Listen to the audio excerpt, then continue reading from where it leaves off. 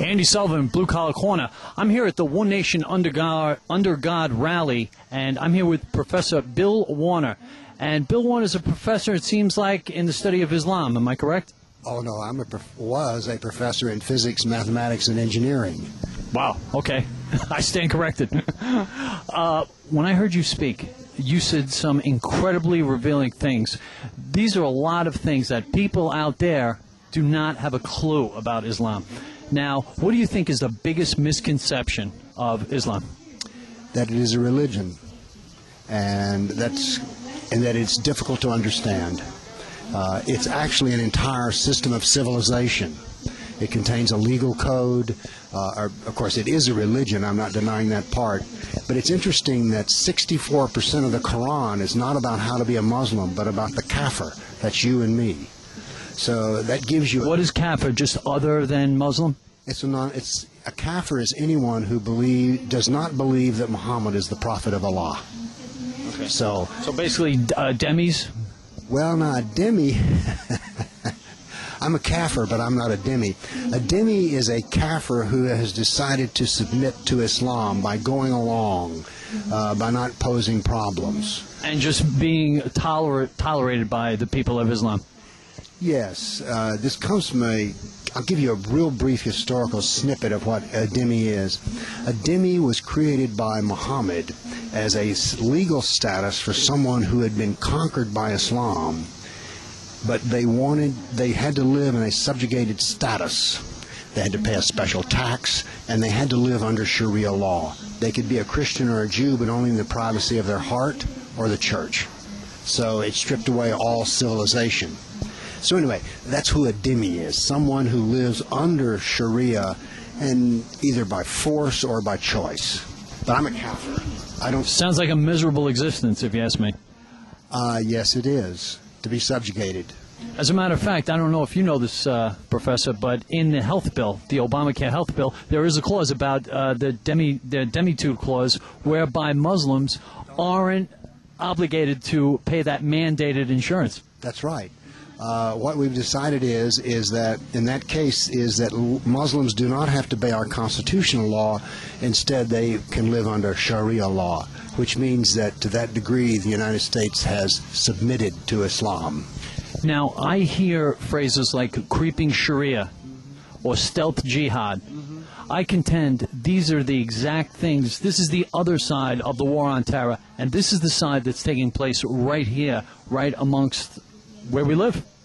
There's the jihad of fire, war. That's easy to deal with. Violent jihad. Violent jihad. That I don't want to say it can be dealt with. We have professionals who can do that kind of work. The kind of work that is most difficult is the jihad that we're seeing, in which, well, you just mentioned the health care bill. Or the other is, have you ever noticed how many people are afraid to speak out about the issue of Islam, say at work, or even with other members of their family?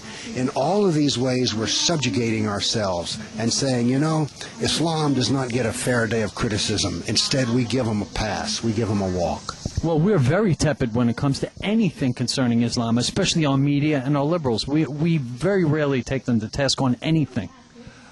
I'm trying to think, and I don't remember recently in the media where they've taken Islam to task or at all. Actually, one person, and it was a screaming liberal, Bill Maher, actually had the Minnesota guy, with Keith Ellison, and he actually said that the Quran was just a book of hate.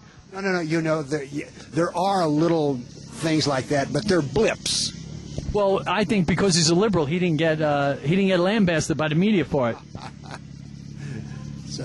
But it is true that in the media, and I castigate them a lot because I don't say they have to take my side, the side of the kafir, but they always take the side of Islam. I mean, it's just consistent. And they don't even seem... The media does not want an honest dialogue on this issue. They want to just propagandize it. Well, my last and final question, I want to thank you for talking with us. Why do you think Islam and these very leftist liberal groups have such a kinship? I mean, because being liberal, you figure they're for gay marriage, they're very liberal, right to life, and for abortion. These are issues that you'd figure the liberal would kind of be against anything Sharia-like or having to do with Islamic law. I've thought a lot about this, and I think there are a lot of things that go into it. Islam is very socialistic in its structure. That is, the person is not important. What's important is the ummah, the entire body of Islam. And so that's a rather socialist concept if you think about it. Also, Islam wants a strong central force government, which socialists also want as well. But that's a very good point. The point you're bringing up here is, I have been dealing with the issue of Islam and liberals for 10 years. Before 9/11, I have, by the way, perfect progressive credentials if I want to drag them out. And before 9/11, most of my friends were songwriters, musicians, novelists, the artsy type. The heart of liberaldom. The heart of liberaldom. Now, what has happened since 9/11 is I have persuaded every one of them to change their opinion on the subject of Islam. Now, I haven't changed their opinions on anything else. They still want the next president to be a transgendered illegal alien that has AIDS. But well, we're getting there.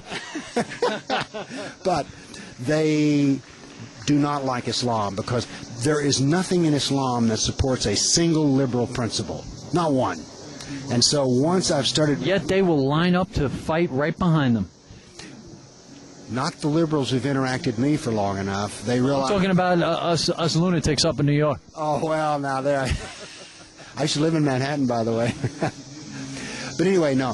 What I've demonstrated... I tell you what, we're opening up a new website called the Bulletin of the Oppression of Women, because it's one of the newsletters I put out. Where this website is going to be administered by a progressive who has reached the conclusion that, one, the liberals are wrong on the subject of Islam, and that there's not a single liberal principle that Islam supports. And what he told me was, he said, Bill, the best way to hook the liberals is with the oppression of women. You've already got a newsletter that deals with that. And he said, let's make it a social site. And I went, I tell you what, why don't you run it and I'll pay for the website? And he says, you have a deal. So we're going to have a website on women's issues that is being moderated by a self-described progressive, because he sees that progressives don't want women treated like Sharia law wants to treat them either. Absolutely. So we're making some ground here. Give us that website again, sir. Well, my website is politicalislam.com. The website that's coming up is the Bulletin of the Oppression of Women. Okay, folks, you heard it. 2 great websites, I'm sure, to go to and become very educated in this thing that we know as Islam. Mr. Warner, thank you for having us. Yes. And thank you. I hope everything goes well with your websites. Thank you. God bless. Thank you.